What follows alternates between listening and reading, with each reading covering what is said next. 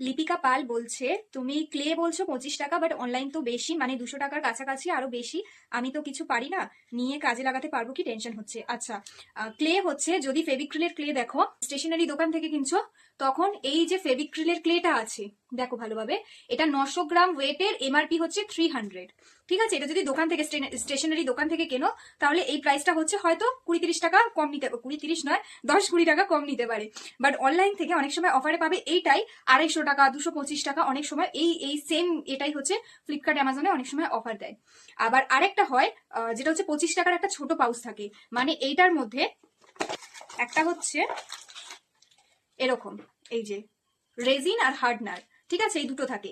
এবার যেটা 25 টাকার প্যাকেট, এটা এত, এগুলো যেমনি এত বড় বড়, সেগুলো এতটা ছোট হবে, মানে কম থাকে। দুটো প্যাকেট থাকে 25 টাকা, আর এটা হচ্ছে বড়, এটা এরকম, এটা 10টা, এটা 10টা, এরকম থাকে। 300 টাকা না, এটা 900 গ্রাম ওয়েট থাকে।